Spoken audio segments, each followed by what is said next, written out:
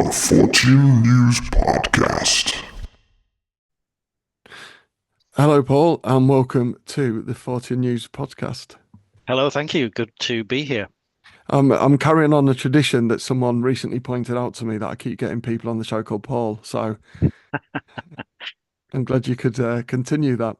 There are many of us. Pa We're amongst you. Paranormal Pauls. That's right. You, That you needs lose track. it needs to be a group on Facebook, I think.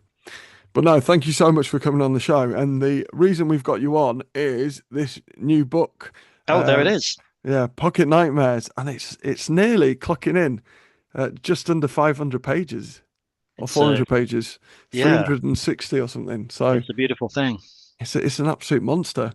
Um, and it's about monsters and all other types of things. It does feature one or two monsters. This is Yeah. true. Um, I want to go right to the beginning. So let's go back to Little Paul. When did you first We're already there. when did you first kind of get interested in the darker side of things? Well, a traumatic thing happened to me. No, I didn't really. I think it's funny. I was reading. I read Stephen King's Dance Macabre. Macabre. I never know how to pronounce that. Recently, which he wrote in I think around 82, 81. So quite early on in his career, and he was talking about the fact that when people sort of ask him that question about what, not in the same manner that you're asking, I think in some people would ask it in a kind of, wow, what kind of person writes this dark stuff? You know, I'm Yeah. sure I'm sure you get that sometimes as a paranormal investigator. I think people are interested to know why some people, what kind of draws you to that. And I think I'd echo some of his comments in the sense that there is a sort of a sense of magic about it. Interestingly, it's not necessarily horrible and dark, even though there is that aspect of horror sometimes. Mm, It's there's also an aspect of almost childlike magic and fantasy, where anything's possible or where there's sort of mysteries to be uncovered. And I'm kind of more drawn to that than anything else, really. So that's possibly what put me on that track. I met Andrew Michael Hurley, who's done Starvacre and The Lonely Devil's Day and other Oh wow. books. And I'd read a couple of his books before I met him, and they're very dark, Yeah. and quite, like The Lonely's very depressing to read. And then when I met him, he was like the opposite. And I always find it quite intriguing that often people that do this type of thing are often the opposite in disposition. They're quite kind of Mm. light and happy and but like to dip into the darkness. At least that's the side I present. No, I think that something else he said was about the fact that you can kind of, in a way, sort of let off steam a little bit with horror. Mm, You know, it's kind of a safe place to kind of explore the dark things, and then you can kind of come out of it and mm, everything's fine again. And also, there is quite dark things happening in the world. And yeah. in a way, I think reading and writing horror and horror movies, sometimes it's a bit of an escape. So it sounds strange to say that, but it's true. It's Yeah. a place where it's a fantasy space Mm, that's not real. It's in some ways almost a safe place. You know you can't get hurt by that. Nobody you know can get hurt by that, and then you can come out of it and you've had that release. mm. Yeah, I read a psychological study that looked at horror films and people that like them, and they found out that they were more prepared psychologically to deal with stress because it was a safe space where you are. It's almost a risk assessing. You watch these things or you read about it, and then you're psychologically working out what to do to escape. And when you're then confronted with situations, you manage better, which is really fascinating. Yeah, when you're confronted by the real zombie apocalypse, you get those people that have kind of planned out and mapped out exactly what they're going to do, and it's all kind of old hat. Um, Funnily enough, there's one of the stories in the Pocket Nightmares book was about a guy who has kind of prepared for the new COVID. It's like super COVID, and kind of built a shelter in his basement and all that kind of thing. And so when it happens, he just kind of activates all the preparation, and locks his house down, and he's able to survive for a while. So yeah, it, it's interesting. They're called preppers, aren't they? Is that right? And there are people that Preppers, yeah. genuinely, and some will probably be listening to this that are really kind of prepared for that. And I think everyone laughs at them until it happens, Until it and then actually happens. everyone will be very Mm. envious of them. I think there's I wouldn't in a way I can understand it. I think it gives you a certain excuse me, a certain stability and Yeah, confidence. Even if and it's not I'm sure the preppers don't expect an apocalypse to happen, in the next week. But it's if they are prepared, if they're prepped enough, they can relax a little bit. And even I'm not a prepper, but even I've thought it might be quite nice to have a grab bag somewhere, which I haven't done that yet.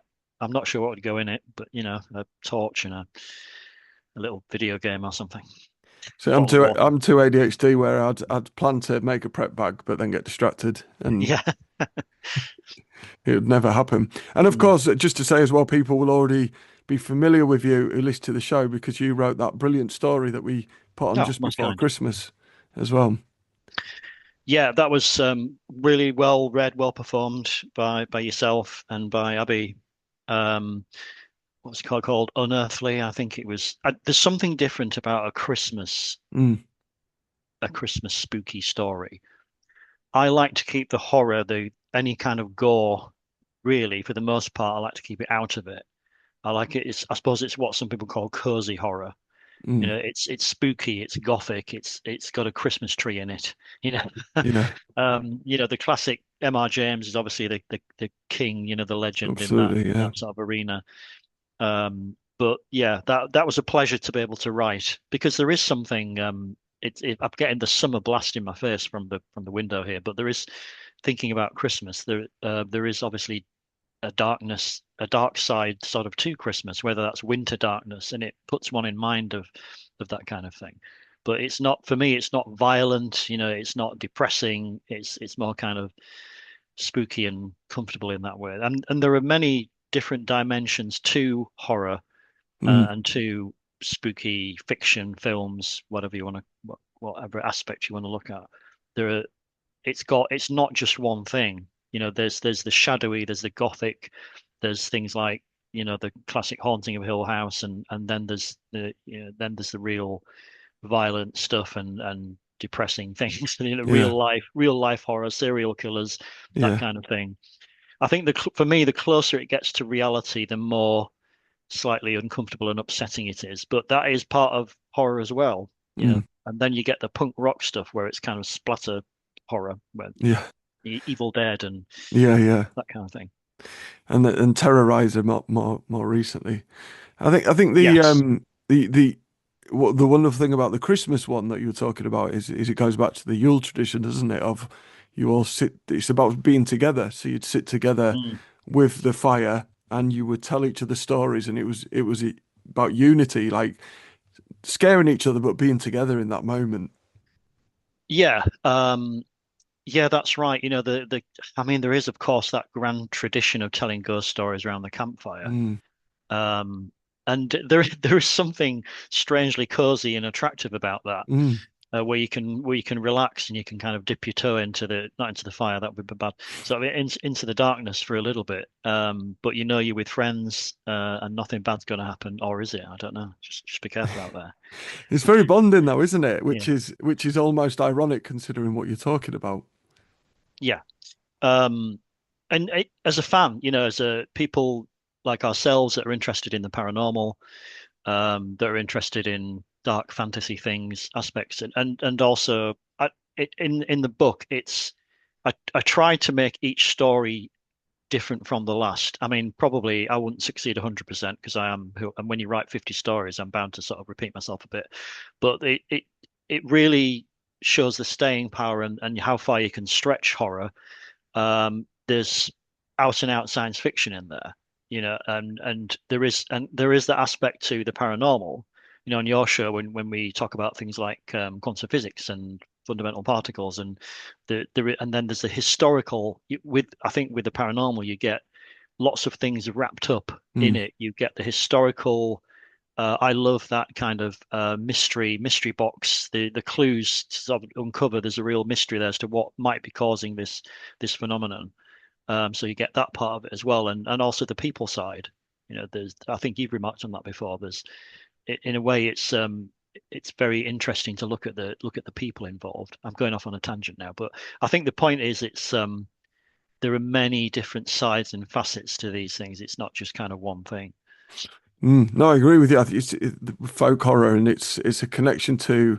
It's not aristocrats, is it? It's the actual working class human beings that were around and often relate to real people that brings them back to life in the stories. I think that's really Yeah, important. I'm not sure. It might have been. I've listened to your podcast obviously quite a lot, and I think whether this was you that said this or others, but when it's a paranormal investigation, for example, that is more modern and more kind of urban or suburban. It's maybe in the last 10 years or last 5 years.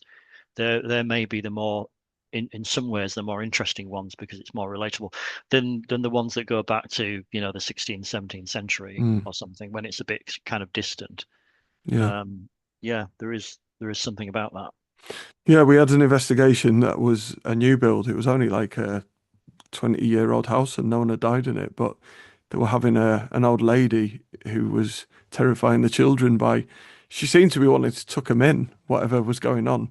But it was a brand new house, and yeah, they obviously were terrified. Yeah, she probably thought she was doing a nice thing for them, but Yeah. in actuality, that even just describing it like that is quite terrifying. Yes, yeah, yeah. We moved it on anyway, whatever it was. Mm, Whatever this stuff is, it that's good. stopped. But Evaporated it. how? So you've been writing for a long, long time. What kind Mm. of? Although this is your first book, what got you involved in writing? What kind of made you transition from someone that was an audience member to being the creator? It's not something I consciously remember not doing. I've got a little strictly speaking, it's not my first book because when I was like 13, I've got like a really cute, and I think I've still got it somewhere, collection of pages which are not kidding, tied together with string. Amazing, And the title is probably a bit dubious now, but the title is The Golden Helmet. right? And it was and it was this fantasy. It wasn't horror because I don't write just horror. It wasn't. It Yeah, was a fantasy story really about. It's very sort of. You can really tell the mindset of a kid about this kid that I think could use this artifact to kind of wish for anything. So I think one of the first things he wishes for is a big pile of chocolate. right. That was the ultimate for me at that age. And that was probably one of the first things I remember writing, but that was back when I was like 12, 13, and probably even before then. So it's kind of, I can't consciously think of when I first put pen to paper. Mm, So it's weirdly, it's kind of always been there. I think the creative impulse sort of manifests itself in different ways, but that I do other creative things as well. But I think I always come back to writing. That's kind of the core of it. yeah. And why did you choose to do this book? What started you on that? Well, it was an interesting journey actually. It was I spent many years I spent many years writing prose, writing narratives. Never quite I'd written a book before, but then I never did anything with it. I kind of deleted it well, I didn't delete it, but I ignored it in a fit of annoyance, and it didn't go anywhere. And so I drifted into drama groups. So I ended up writing stage plays for many years instead. Had a few performed and that kind of thing. Um, One of them was spooky. I think we've talked about this before. This spooky interactive play called The Haunting of the Vaults. I was a bit stuck for a title with that one. That was in the Market Vaults in Scarborough. And but for a lot of years, I was mainly just writing stage plays, and then I kind of gravitated towards audio dramas. Again, it's all scripts. So I wanted to get back to my first love, which was prose, which was narratives. But it's very difficult to write when you are, it takes a lot of energy. It takes a lot of pushing away the negative thoughts that why are you doing this? No, nobody cares, all that kind of thing. Yeah, It's not just people say, oh, you should write just because you enjoy it. I mean, and yes, that's absolutely true. Ideally, you should be enjoying what you're writing, but I think it's a little bit on the lonely side if nobody ever looks at your stuff. I Yeah. think if you've got a songwriter and no one ever hears his or her songs, it's this, at least get the cat or dog into the room or something. I think so. You've got to try and kind of work through all that. So I was finding it difficult to produce anything in long form. Right. And then I fell into going to the poetry nights at the Craft Bar in Scarborough, which I know you go to a lot. Yeah. And you get like 5 minutes to perform something, and then in the second act you get like another 5 minutes. So I found that I could write monologues or little stories for that without too much trouble. I could write two or three drafts. I could do a polished draft at the end of it, and I could kind of get it done because I knew it was going to have some kind of I'd got a captive audience that had no choice but to listen to me. Perfect. I locked the doors, locked them all in. No. So I thought, well, why not challenge myself? And this was back in October of 2024, I think it was. I challenged myself to write a little spooky or horror story every day in October. Right. Not completely from scratch. I allowed myself to have like a synopsis and an idea and everything for each one, so I wasn't just going from nothing. So that's quite a challenge. Yeah. Yeah, yeah. And then I think I really struggled on it because I wasn't 100% writing all the time every day. I'd had other things to life stuff as well. So occasionally I'd have to convert an old script into a narrative. And you can actually tell if you look at the book, there are some stories that stand out a bit For where it's dialogue. mainly dialogue. Yeah, and you're like, that's because it came from a script. Right. And actually, I think writing scripts really helped my writing because I can get very dense and overwritten with narrative, and I was never that interested in dialogue. And I think writing stage plays for so many years has kind of brought that back to me, has put instilled that in me. So so yeah, I thought do this. So I ended up with 31 spooky stories in 2024. Then I was like, okay, why don't you've got quite a lot of stories here. Mm. You've got quite a lot of page numbers. Why don't you challenge yourself to make it 50 and then put it into a book? So that sort of was the genesis of it. And so the idea was I would do that, and then the next plan would be to have another go at a novel. So I'm getting some kind of path that I'm traveling on. So that's where the idea of Pocket Nightmares sort of came from. How difficult was that challenge? It varied. I mean, it wasn't actually as difficult as I thought it was going to be. I think because the stories were an achievable length, Yeah. and I had the challenge kind of driving me. I had the energy. I had already had the synopses. I actually really enjoyed myself. And that, believe me, that's not always the case. Yeah. Sometimes I'm kind of cursing the page and you know, thinking I should never put pen to paper again, and why am I doing this? And so you've got to work through that. But I didn't really have that feeling with these. It was actually quite joyful. One or two of them, um, I sort of weirdly scared myself with one or two of them. There's one which I won't talk about. But there's one really dark one towards the end of the book that actually did come. The only one in the book that did come from a nightmare. Right.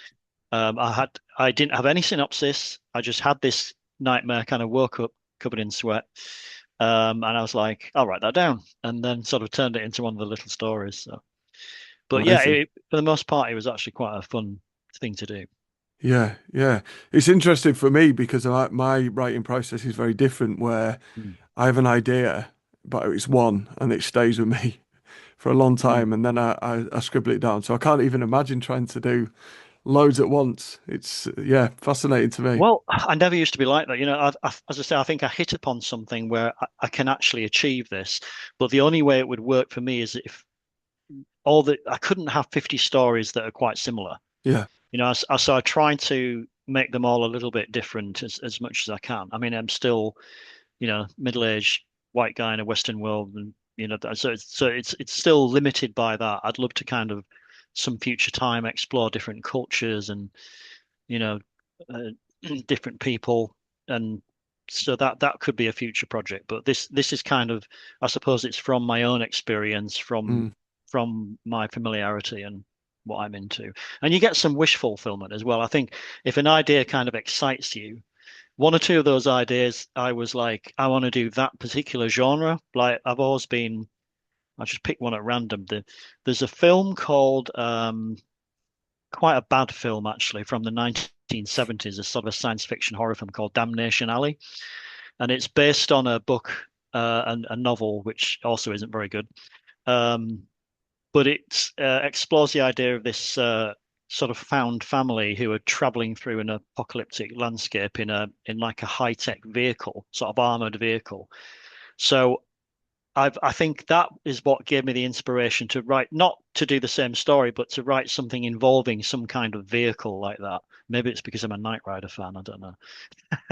Yeah, great So film. I thought, look, I'll do things that you're excited about. Yeah, So there's most of the stories I was like, oh, that's quite a cool idea. I want to kind of get into that world.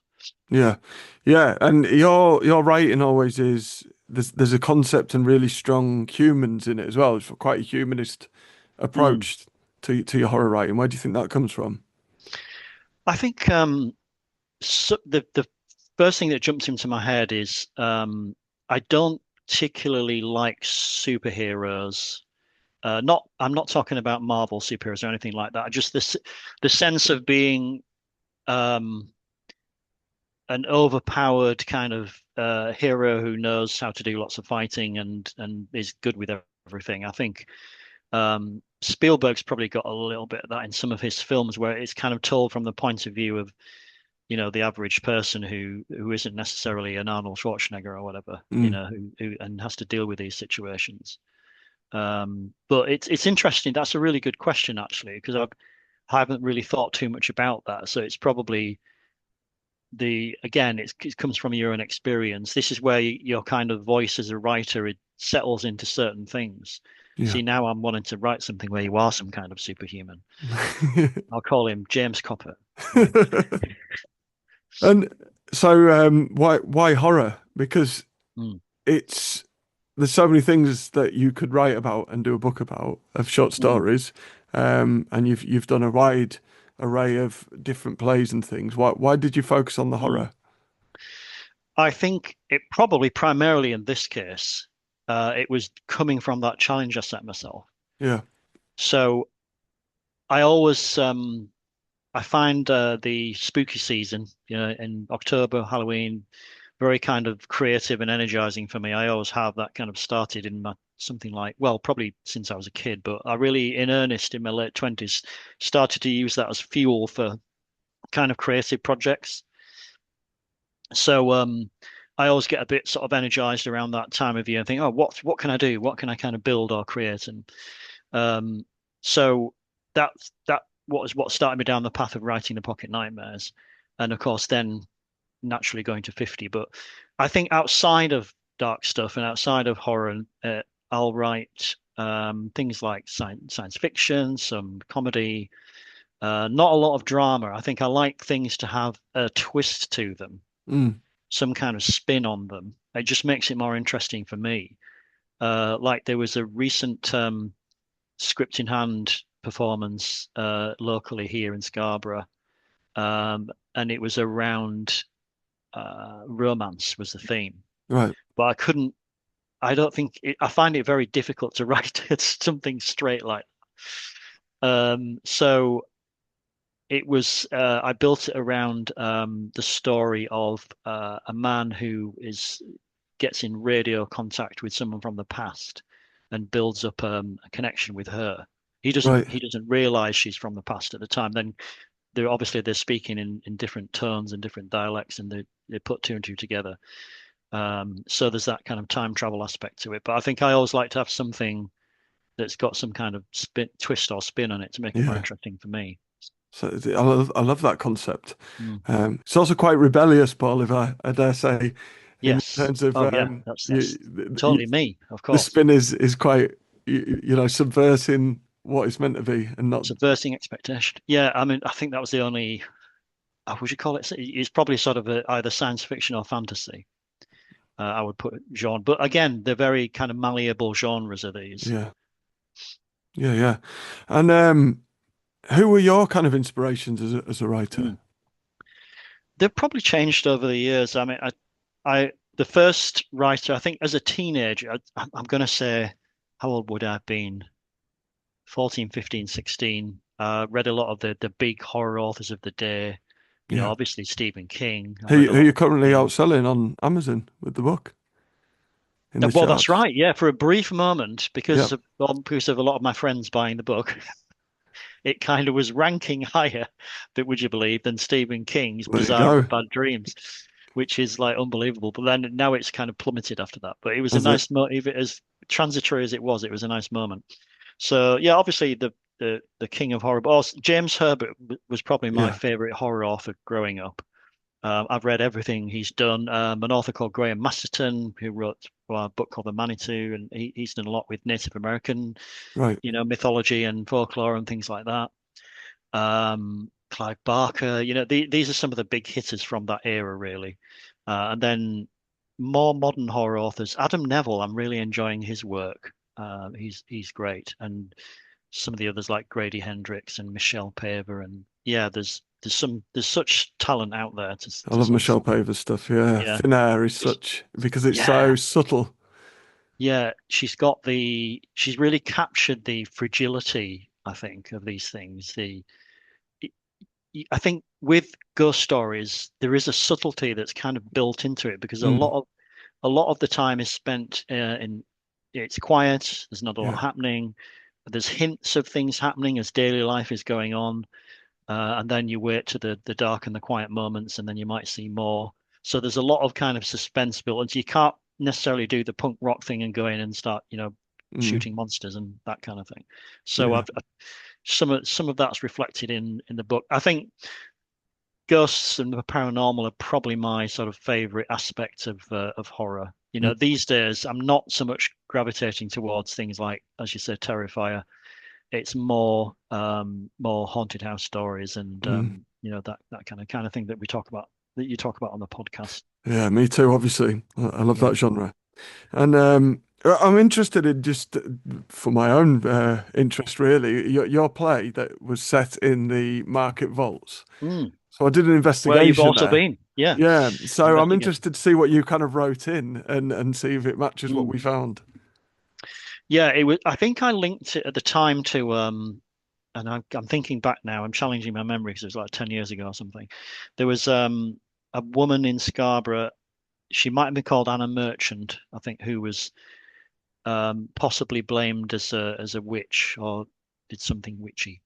So I kind of connected that to I took various made up legends Yeah, and connected them to the market vaults as if something was imprisoned there underneath, and obviously it's got some history to it, yeah. as has the whole area. In Interestingly enough, when I first went into the vaults with a friend to kind of scope out the sound effects and things like that, Mm, we did do some recording, and there was an odd noise at one point that I couldn't quite explain. I wish I could remember what it was. I think it sounded like a group of people talking, right. but it was very distant, and this was on the recording. So who knows what that might have been? It was Yeah, brief. I think apart from that, nothing sort of untoward happened. But when we did the show, it was filled with it was very easy to sell out because the limits on the audience was something like 20. right. But because people love spooky stuff in October, we did two shows a night, and we did something like 8 nights, and it was sold out every night. Brilliant. So the whole place was just packed. So it's difficult. I've done a few not as many as you, but in the past I've done a few paranormal investigations myself, and Right. you ideally need that silence, and you need to be able to hear all the little kind of nuances going on in the building. Yeah. Yeah, that was the issue when we Yeah. did it there because they had a show on upstairs and we were assured that you couldn't hear anything and Right. it was very loud. So we had to Oh, right. Okay. any noises that we did get, we had to kind of go, well, we can't ascertain whether that is, pollution from upstairs or something genuine. But we did capture I actually physically saw a tiny woman, Hmm. like a really short woman, but not, she wasn't like, she didn't have any condition. She was normal proportions, but was just absolutely tiny. And then immediately after I saw her, multiple witnesses heard a woman right behind them. See, that's fascinating, isn't it? Yeah, Um, And I do think you've got more sensitivity. Maybe it's your experience, but I think you've got more sensitivity than the average person to these kinds of things. I think And there is something to be said for that. we just do it that much, and Yeah. it starts just giving you attention back. I think Yeah. that's my view. It knows you. It knows who you are. Yeah, it knows Whoever that whatever it is. you don't go, oh, that is that. It's and you go, yeah, that happened, but I don't know what it is.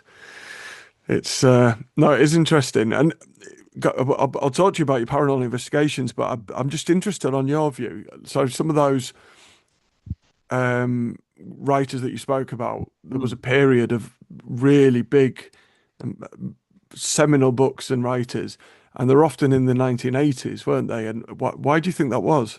Yeah, I mean, I think horror got quite big with chiefly because of Stephen King, and in the UK, I think James Herbert. And then you kind of had a Ramsey Campbell was another one. I mean, there's so many.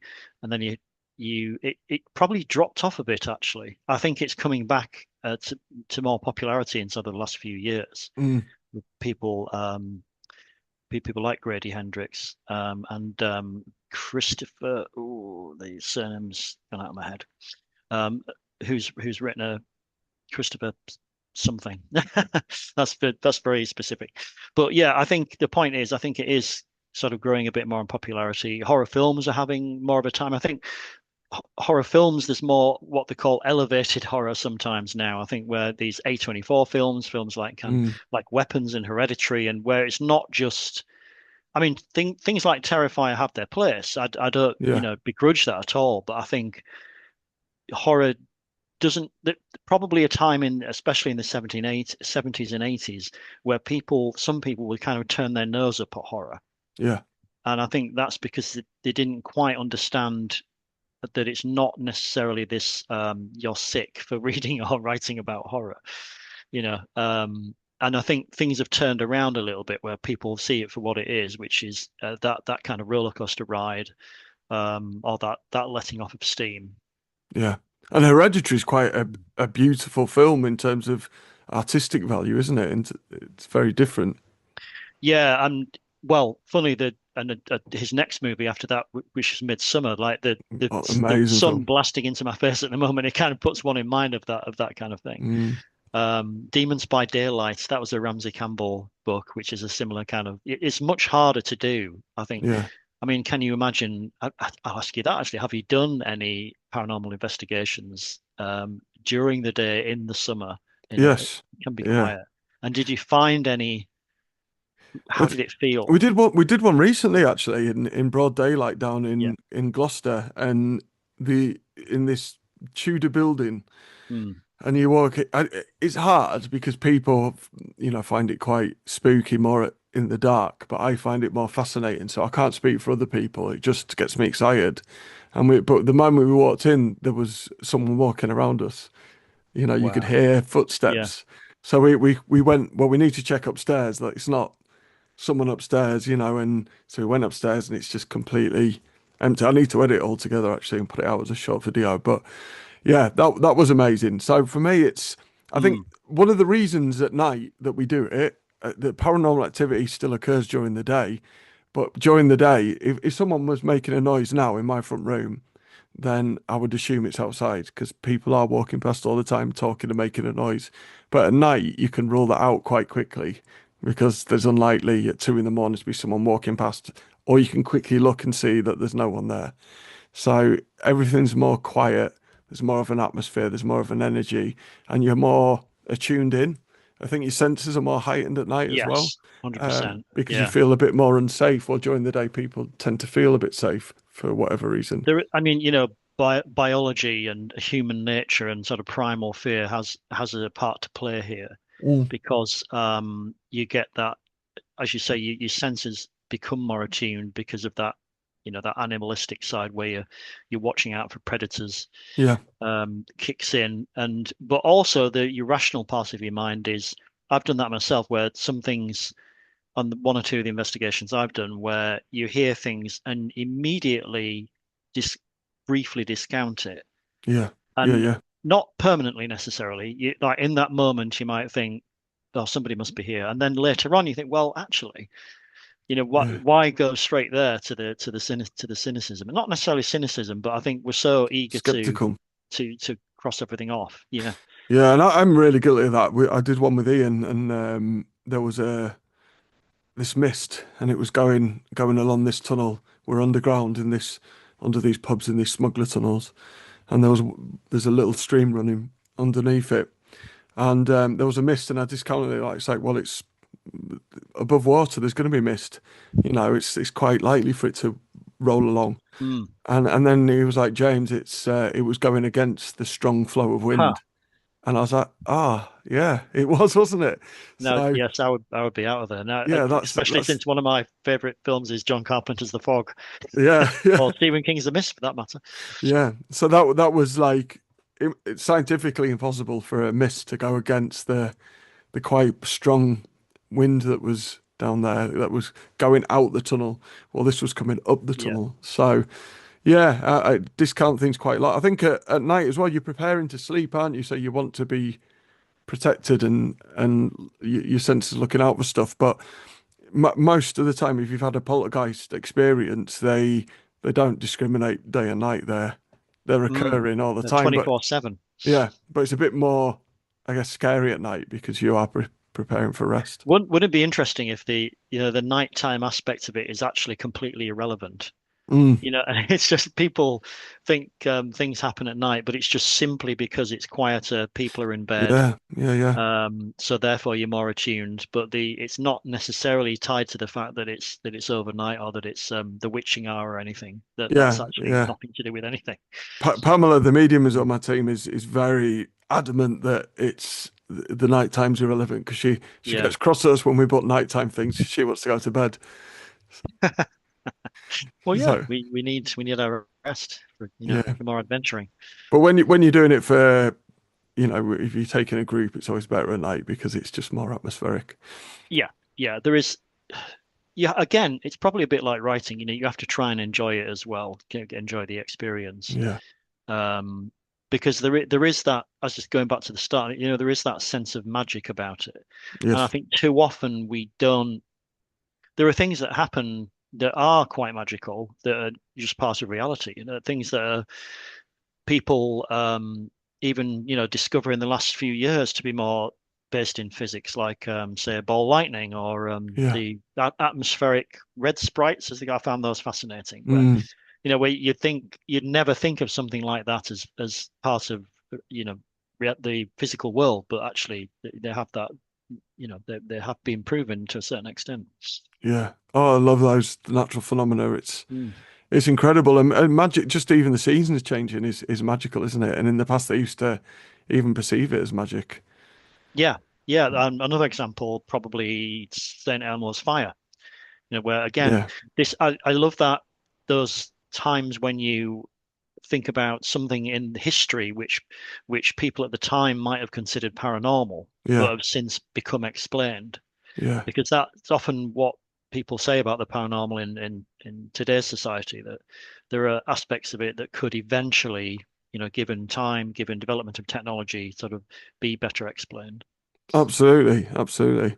And do you think, just going back to again to the 80s, do you think part of the horror explosion, which is why it's rearing its head again now, Mm. was there was a fear around there was like nuclear holocaust, wasn't there, really, with Yeah, for the sure. Cold Yeah. War. And do you think that was a way of people managing that fear in a way that was a bit more accessible and fantasy rather than too attached to real life?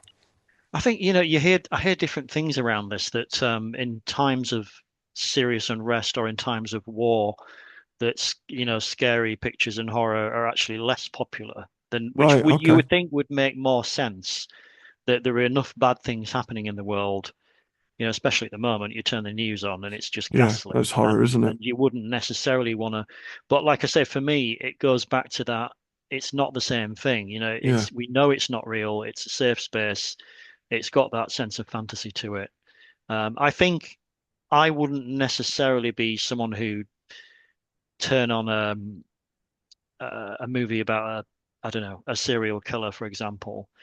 Um, but others do, interestingly enough, the people that, for example, are into, documentaries about real life Mm. serial killers, because they're very interested in the psychology of it all. Yes, yeah.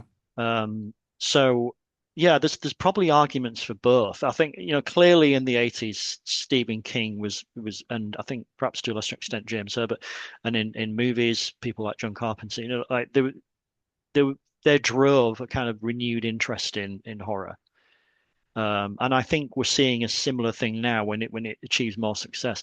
Is it reflective of the wider world? I mean, yeah, absolutely. I think everything, um, all our lives, will bring these unconscious kind of influences into what we create. Mm. And in a lot of cases, it's what we've been inspired by in the past. And so things tend to repeat, Yes, tend to go in cycles. yeah. Yeah, I think you're right. And it is very horror itself is a genre that is kind of always taken from past, isn't it? And building it and making it new and to the era. And Pan's Yeah. Labyrinth is a great example of that, taking like old ideas and feelings and bringing it into modernity. Oh yeah, I mean the artistry of some of these things. I mean, Mm. obviously I saw the new adaptation of Frankenstein recently, which Mm. is some would call science fiction more than horror, but I'd probably put it more in the horror camp. Um, and some of these things are classic stories that just get retold and retold Mm. because there's something so powerful about them. And going back to Dance Macabre, like King had this. At the time, he put horror stories into certain categories, very, very few categories. Yeah, Like one of them was werewolves, and they're not necessarily literal werewolves. Like I think he put Dr. Jekyll and Mr. Hyde as a werewolf story. yeah. It's that sort of aspect of it. And I think one was possibly vampires, and one was a thing from outside, which could be an alien, it could be a monster, it could be something else. And then as a smaller subcategory, he said ghosts is the other one. Yeah. Interestingly, you seem less interested in ghosts than some of the other things. I think that's possibly reflected in his work, although obviously he also wrote The Shining. So Yes. Yeah. And Shine is like a manifestation, isn't it, of mental health almost as a analogy for yes, the mm, the the, yeah, the ghosts. absolutely. I think he sort of subscribes. I mean, he also was heavily influenced by people like Richard Matheson and Shirley Jackson, and so some of the things he was inspired by, then Mm. he goes on to create or recreate his own version, which then keeps the cycle going. Mm. Interestingly enough, but yeah, the idea of Jack Nicholson, or Jack Torrance being a battery almost that sort of brings Mm. something back to life, and Yeah. that people give, some people give off this energy that can. I mean, again, it goes back to vampires, for example, that Mm. energy that these things can use. However, I mean, it's not energy in a sense of physics, but it's more spiritual. Yes, yes, definitely. And it's that we get that in real life as well when paranormal investigations and quite often, someone's giving me a call and there's some stuff going on. There's normally one person in a state of mental unrest. It's probably the best way of putting it. Mm. And that's seems to be the kind of catalyst for it all kicking off quite Yeah, often. I mean, yeah, and obviously there's that classic description of a poltergeist about, young women growing up and having difficulties as part of that, as hard as it is to grow up, and Yeah, then as hard as it is to be a grown up. yeah, But yeah. but yeah, the again, it's reflecting real people and reflecting society, isn't it? In these in Mm. these fantastical forms.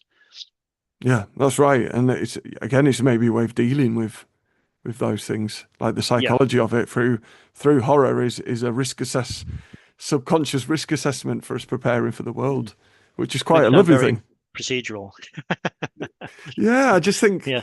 when I'm relating it to neurodiversity and thinking about that, where we have the risk assess thought forms at the front of our thought processes, and other Mm. people have it subconscious. So I can see like that translation with horror in terms of that. Well, there you go. Yeah, going back to something you said earlier about preppers, it's a way of dealing with anxiety in some ways that, um, and even you could argue taking that suggestion of risk assessment, you could argue that primal sort of part of the brain, the lizard Mm, brain that's evading predators, mm, that's sort of going on all the time. yeah. So it And is a way of dreams. exploring all that. Yeah, No, dreams your and bad nightmare. dream is preparing. Some psychologists say it's a way of preparing for things that might occur in real life, even if they're abstract. It's something terrible's coming along, and then how you might prepare to respond to that. Yeah, there's something. Dreams are fascinating, dreams and Mm, nightmares. And one of the things I love about them is we sometimes react very honestly in these dreams and nightmares in a way that we wouldn't, I think, we wouldn't if a situation was presented as a piece of fiction. Let's say somebody was like, "What would you do if this thing happened? If zombies came lurching through the door?" Actually, it's probably a bad example. I mean, more that something you have to kind of think about. Um, in a dream or a nightmare, because you believe it 100% in that yeah. moment, you're in that world. Your reactions are all completely honest. Mm, So if you remember your dream or your nightmare, you can look back and sometimes, and I put this in the start of the book actually, sometimes you can use these things as a learning experience about yourself. yes. Yeah. Yeah. Um, so yeah, they are. It's great to kind of jot these things down occasionally. Because you can translate, it could be a zombie in your dream, but in real life, that could just be someone that's broken into your house, Yes, in but real the life, it could just be response a will be mother-in-law almost the or something. same. Yeah. Yeah. And how have you kind of separated the stories in your book? How did you make them so different? Because it must have been very difficult, particularly in such a short period of time to make like Hmm. that many stories. I think I had a list. I started out with a long list, a long, long list of ideas. There was probably like 200 ideas, and obviously you prune them and you break them down to in the crucible to kind of what really sounds good or really excites you. Um, and so off from the get-go, I had what I felt was stories that not necessarily too similar to each other. And I think that that's the only way it could work. I think if you had many less stories, it might not be as much of a challenge. But when you've got 50 stories, you don't want 40 of them about, all about the same thing. I was going to say you don't want 40 of them about ghosts, but actually, that's not a problem. It's just that you don't want them tonally the same or Mm, about the same situations. I could see myself writing 50 ghost stories and they're all being different to each other because that's the great aspect of the paranormal. But it goes for any story. It doesn't have to be about horror or about ghosts. mm, It could be anything. You just with something like this, you want them to be contrasting if you can. So I had some there's one set in 1936 and others set in the far, far future. There's one about orbiting the planet Jupiter in 10,000 years in the future. And then obviously a lot of contemporary ones and some that are more comic, um, and some where people die at the end, and some where they don't, some where nice things happen at the end. Admittedly, that happens less. But yeah, it was great to kind of play in all these different sort of sandboxes. and why did you choose the short story form rather than write a novel? Mm. Well, a novel is a stupendous undertaking. It's yeah, So is one of the this. well, it Look is at the this is size true. of it. It's true. Well, it's decept I'm deceiving myself because I can break it all down and think, well, you're only doing this little story and then but yeah, you're doing it 50 times. But with a novel, I think one of the challenges is you've got to potentially go back and rewrite. If you get to say, I don't know, chapter 15 and you realize, oh, that thing I wrote in chapter 4 is completely wrong, that needs changing, you've then got to go back and it's a kind of a domino effect. So there's kind of Mm, arguably more work. Whereas with this, each story is quite self-contained, and so that's not so much a problem. But one of the ways I could approach it is breaking it down into individual chapters. I mean, like I say, I have written a novel or two before, but they were never kind of finished to my satisfaction. So, right. but I think I've probably got to that point now where I'm sort of ready for that experience again. Yeah. So it'll be something I've already come up with various ideas, and it'll be something along the lines of a Fortean town almost. Not a new idea, but I think I'll probably base it on Scarborough because it's right there. If I want to ideally have some sense of realism about it, Yes. like even though they're fantastical situations, You can put yourself in where you need to be in the town, and you can see what the architecture's like, see what's going on in the town, what the people are like, and so you can make it more kind of realistic and therefore more believable, even though it is kind of slightly fantastical. Yes. So it's inspired by things like I mean, there's so many, the TV show From, for example, where people are trapped in one town, Mm, and I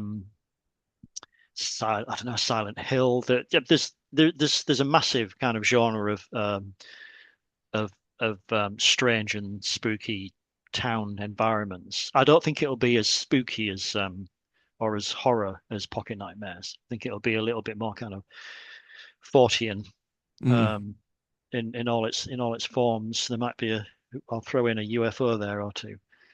Yeah, well, that's normal life in Yeah, Scarborough, isn't it? I think yeah, Scarborough work right. as well because it's a dead end. It's, Yeah, you the end come of the on the line. A64 and it's here. It's not a free road. Yeah, it's interesting. I've got quite a beautiful view for the first time in probably forever where I am now.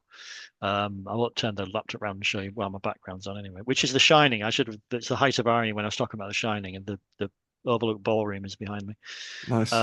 But I can see the coastline and the glassy seas and the surf and the blue skies and everything. It's actually quite lovely. Today it is. Mm, It's not always that the case there, but of course it's got its squalid side and its underdeveloped side as well. But mm. there's a lot of elements of Scarborough Town that would be a really great. I think in my head I'm building a town before I put the story in there proper, Mm. which is quite an interesting way to approach it. Yeah, yeah, it makes sense. Scarborough's just got so much folklore, Yeah, stories, yeah, I history, agree. and just a depth of past.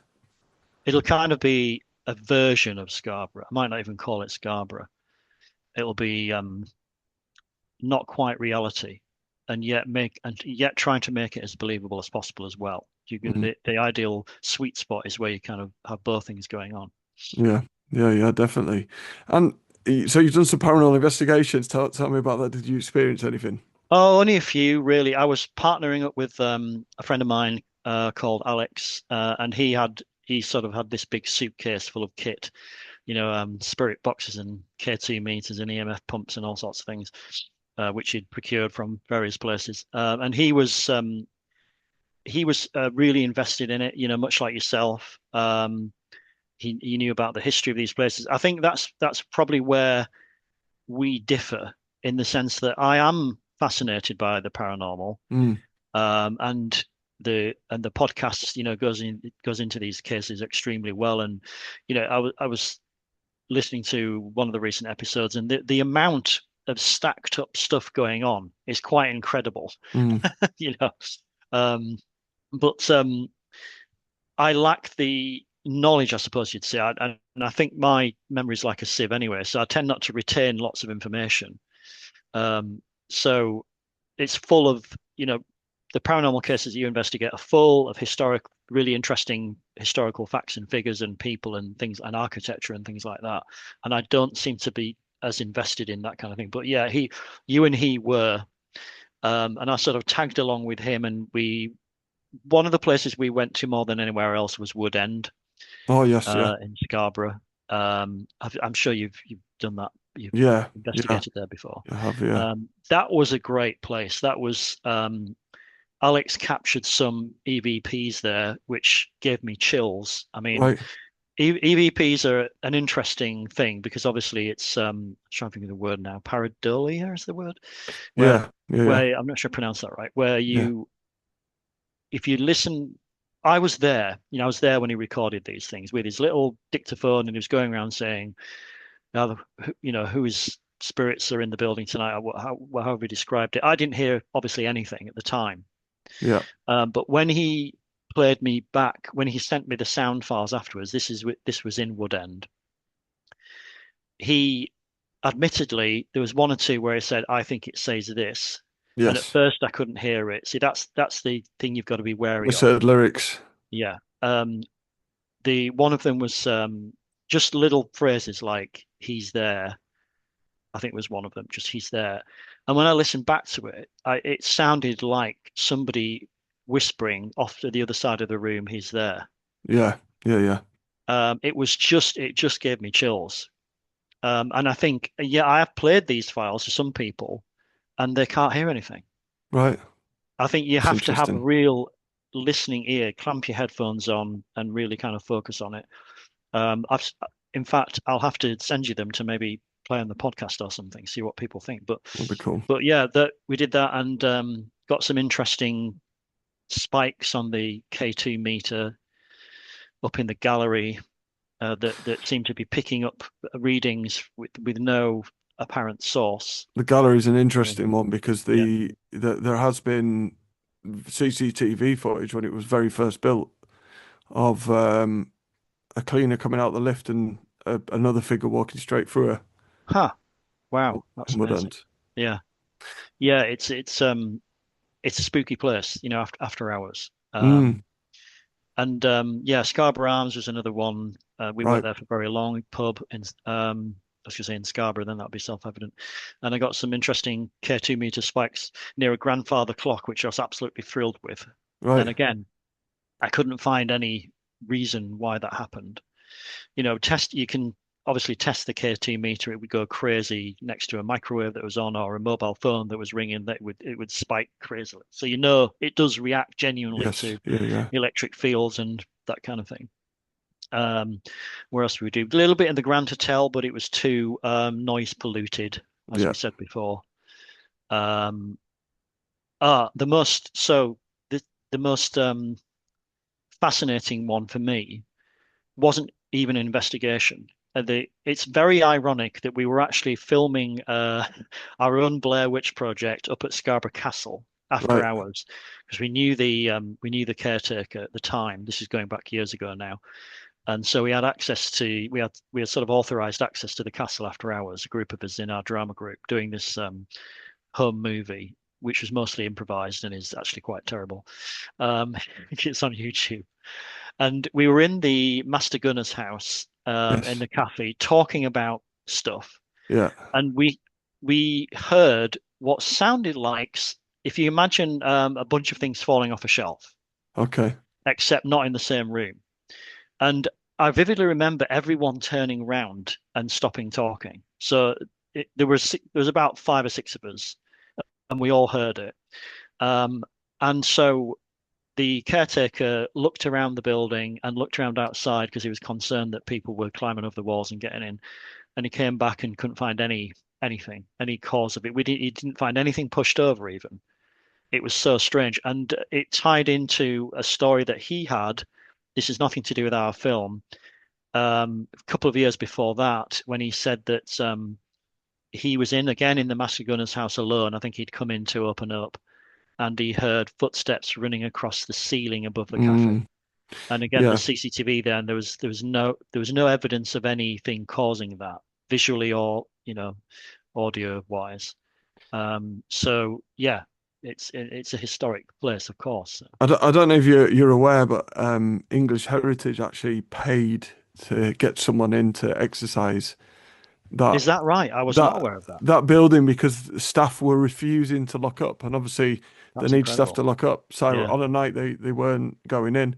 English Mm, Heritage actually got someone in to excise it, and apparently it has calmed down since, but still stuff's going on. But before, mm. people were literally seeing a woman in there walking about in very old kind of Tudor clothing.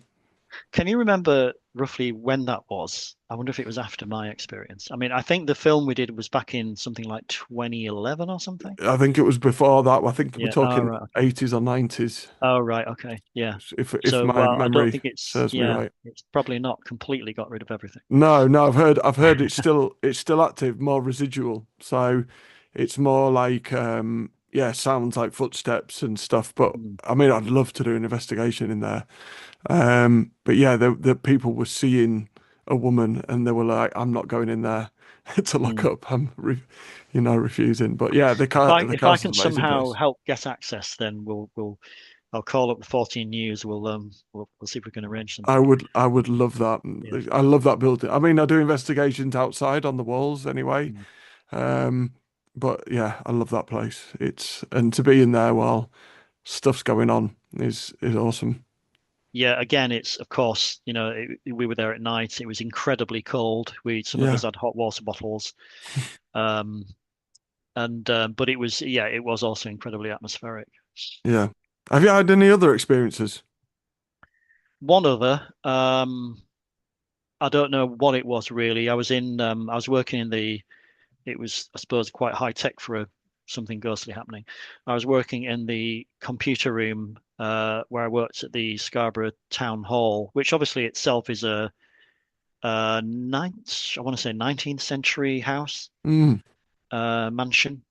But the computer room is it wasn't part of that building, but yes. it's sort of attached to it. Um, and I was alone in this room working, and this is what gets me. I was 100% completely focused on what I was doing. Mm, I wasn't kind of looking around, getting yes. scared. I Yeah, was just yeah. tapping away on my keyboard, doing something geeky. And I turned around because somebody had come in, and it turned out nobody had come in. So you heard the door, or you Yeah. just saw someone? Let's say somebody walks into the room that you're gonna get scared now. Yeah, the room that you're in now. Let's say your door's open Yeah, already, and somebody walks in behind you. You yes. would sense the presence. Yeah, yeah, absolutely. Yeah, You'd see something out the corner of your eye. You'd be like, "Oh, hi." It was a yeah, bit like that. yeah. Whether it happened in such a quick succession, whether I saw some kind of shadow, I don't think I heard anything. I think it was Right. more I sensed something or saw something that made me sense something triggered it. Yeah, yeah. Oh, that's Mm. definitely a thing, without doubt. We Yeah, have it all the time, don't I've we? I've Even in always real. remembered that. Yeah, well, Um, that's you're not alone there either. There's been a lot kind of gone on in the town hall. I've had a few stories from there. yeah, But I used to work in Wood End. I actually had an office there for many years. yeah. Um, and had that exactly the same experience. I Did you saw really? someone in the corner of my eye. I was like, "Oh, hello," because young people used to come in all the time to use my office as a space to kind of, you know, practice on DJ equipment or whatever else. And yeah, there was no one there. But Mm. it was funny because I had a lot of experiences in Wood End. But when we did an investigation, we heard doors open and close and footsteps. And this is it. We're talking like midnight. There's no one there. And I was like, they were all, it's a ghost. And we looked and there's no one there. I was like, it's a ghost, it's a ghost. And as I said before, I'm quite skeptical. Even though I believe in Mm. it all, no, I guarantee there's someone here. Let's just wait and see if Simon Heaton decided to go to the toilet in the middle of the At night. midnight. Yeah, Yeah, that's the only time he goes to the loo. yeah, yeah. Um, but yeah, I think the reality is or the unreality, the paranormal is like they say there's 0.1% of cases, of happenings are likely to be something genuinely paranormal. Mm, But even with 0.1%, yeah. it's still an amazing sort of possibility. Yeah, and it- a lot of the time when we do investigations, we don't get anything but experiences inward. And like you say, when you're just Mm. going about your job, I packed up once, and we used to when I was based there, had workshops in town, and it would have been about 9:30. So done my hip hop school, bringing the gear back to Wood End, store in the office. There's a gentleman stood in the hallway, and I'm Wow. just in wearing tweed. And I just That's thought, that's the scariest part of it. and I said, "Hello, how are you?" Um, and he just ignored me. And I was like, "Oh, okay, rude, but whatever." Just carried on. And then I saw him walk, and he just walked through the wall. And I was like, "All right, okay." And then, That's incredible. Yeah, yeah, and I think the percentage goes up when you're around actually. But that reminds me of a story that a friend of mine well, I can't remember all the detail, but it was a similar kind of thing. It was um, someone in a bedroom seeing someone uh, walk through a wall. I've got it recorded actually. The person described not the actual event, sadly, describing what happened to this relative. I think it was a relative of his that it happened to. And he was absolutely serious. It's like pivoting slightly to UFOs briefly, which I'm also fascinated by. mm, Um, I've got a there's an acquaintance of mine who's an old school teacher of my daughter. She has described in quite a lot of detail her encounter with a UFO near Filey, clearly a UFO hotspot. Absolutely. Um, and it's seeing it as a twinkling light, and then it suddenly being overhead, and them having this weird kind of biological reaction to it. Mm, Um, and she was more serious than anyone. The when she described it, there was absolutely no sense that she was pulling my leg or that she was hoaxing, and she wouldn't hoax anyway. She was a trusted school teacher. right. And and it's like, how do you explain these things? People. I think the common thing, and of course it does happen. People sometimes do hoax things, but more often I think it's either an interpretation problem. Psychology comes into this massively. Like my thing in the computer room, it might simply be, I don't know, that my brain, might misinterpreted something that I saw as somebody coming in, and that's all it was. But so I'm not hoaxing, I'm not making this up. And a bit like the Master Gunner's house, it's not something that didn't happen. It's sometimes people misinterpret signals Mm, or misinterpret things they see or things they hear or things that happen. But then you'll get the ones like with her story about the UFO, there was absolutely zero chance of her misinterpreting anything there mm. because you don't misinterpret something that's hanging above your head in the sky that size. And that I was lucky enough. I joined Paul Sinclair just to be a additional cameraman for a day recently, and he's doing a documentary in that area Oh, about right, is that, that right? and he'd be very interested to and he can hear it anonymously as well, that story. Yeah, But yeah. what's interesting is some of the stories I was overhearing was the biological response of people to these things, of feeling, even feeling things before they've even witnessed it. They know something's around, which is I fascinating. think it was but and really we need to kind of get in touch with her and get her on the podcast. But it was almost struggling to breathe for a moment. All the kind of liquid draining from your face, and in the presence of something that just seemingly shouldn't exist. You Yes. have you have this kind of fundamental kind of bodily reaction to it. A Yeah. bit like I did when you arrived on the screen. I was like, oh my God, no, it's great. There is so many around there of these UFO Yeah. experiences. I mean, Paul is obsessively up there, like 5 nights a week, filming and getting some incredible stuff. But there was one recently just up from Filey on that stretch of beach that uh, again a big ball of light just appeared off the Mm. cliff that was reported in the media. These things are being seen there all the time. There is a lot more to our universe than we There understand is. at all. Yes, there's more. I can't think of the Shakespearean quote now. There are more things on heaven and earth that are dreamt of in our philosophy, something like that. Mm. And then Yeah. coming out the sea, these Yeah. lights, these plasma lights coming out of the sea without making wakes, rising in the air and Which without. again is some, ball lightning has been described like that, not necessarily coming out of the sea, but it reminds me. For some reason, I'm really interested in the idea of ball lightning. But there's ball lightning Yeah. cases that have shown in Yeah. sentience. They've Yeah. seemed to Some kind of go through a intelligence. keyhole and then follow one person through routes wherever they go, and a person will open the door and shut it, and it'll find its own way through, come back Mm. round, and then follow that same person. Yeah, it's These remarkable, isn't it? it really is. There's no rational explanation Yeah. unless that person has like a level of magnetism or something that's attracting it. But it just seems absolutely extraordinary. Yeah, and I think it's easy to kind of accept reality as prosaic, something we're familiar with, and there's no mystery anymore. We understand Mm, everything. Well, we absolutely don't. We're making new no, discoveries all the time.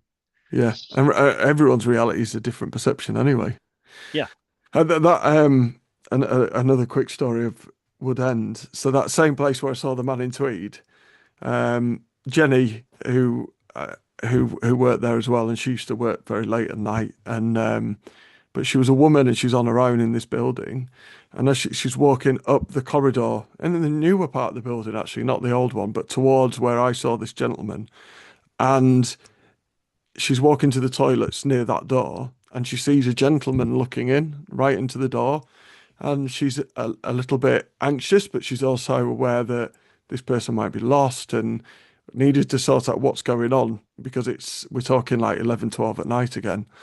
And she got to the door, opened it, and there's no one there. But there's nowhere for this man to walk either in the time that she opened the door. So he would have been like within meters in Yeah, exactly the same spot.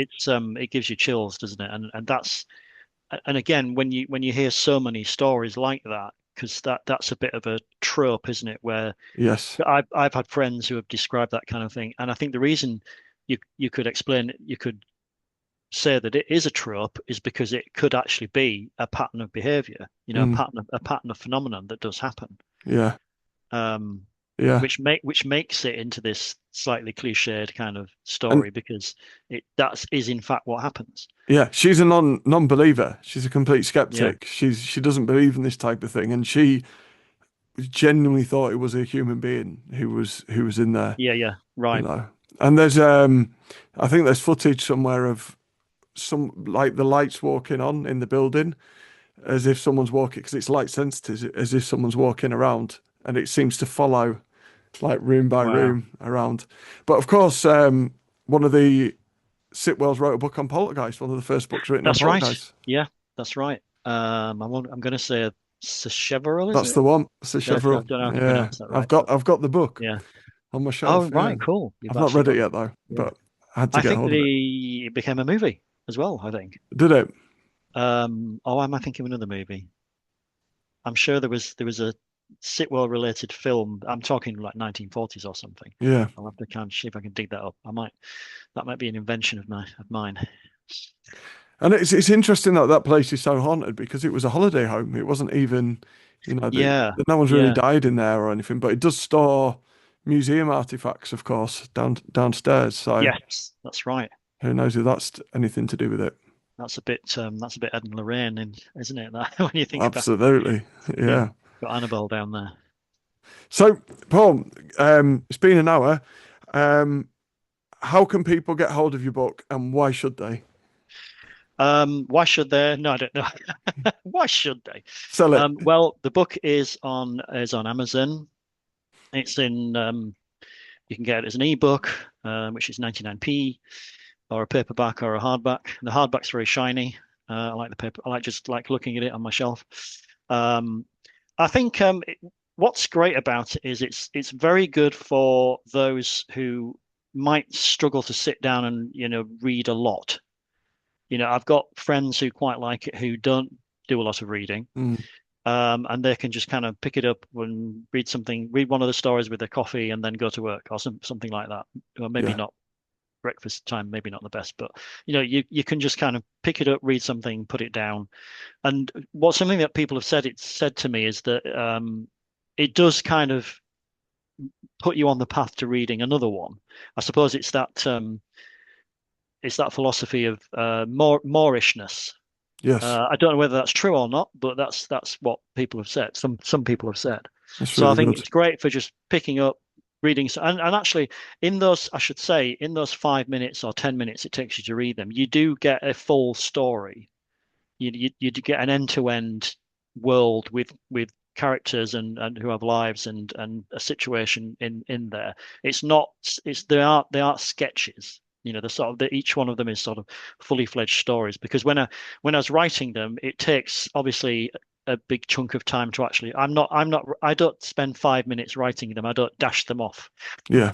No, you're a brilliant writer. I don't know about that, but that's very kind. I'll checks in the mail. But yeah, so hopefully it feels a little bit different to some of the chunkier books. Mm, For those that are not ready to tackle it, like 700 pages or The Stand or something. yeah.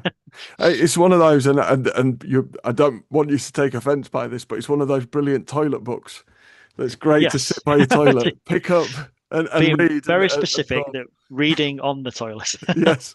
nothing else. Yeah. So I once started dating someone and they said, you know what's really gross? That those people that have books and read by the toilet. And I was like, um, And that's it. Your relationship was instantly that was over. it. Yeah, yeah. Yeah. It was never going to work out. Nothing wrong with that. No, thank you so much, Paul. And if you're Thank you. listening Thank you for to inviting the me. audio version of this, I will be including the link in the bio. So to make it really simple, you just Oh, awesome. Yeah, go and click on I it, appreciate that. and there it is. On YouTube, it's a bit harder, but you just search Pocket Nightmares, Paul Spencer, and there it is. You should be able to find it straight away, Excellent. and Thank you for saying that. make it outsell Stephen King again. Yeah, I mean, I need to relive that moment. It only happened for a couple of hours in my life, but you want that to happen again. Yeah, it's So like yeah, my very podcast kind. was #1 in Hungary last month for Yeah, 1 month. That was strange as well. it's just exciting, isn't it? It's Yeah, just kind of you get a light shone on you for a moment, a yeah, bit of for ball lightning or something. yeah, yeah. But yeah, no, I appreciate you inviting me and talking about the book and all things horror and paranormal, and keep fighting the good paranormal fight. I'll keep listening to the podcast. No, thank you, Paul, and thank you for coming on. It's you're a brilliant writer. It's really exciting to have this book out. There it is for those No, good people that on are you. watching. You can look at it there and see the cover and get hold of it. It's a great piece of work. So Yes, it's thank you. very nice. It's very nice of you to say that. Thank you. Thanks for coming on, Paul. Take care. No problem.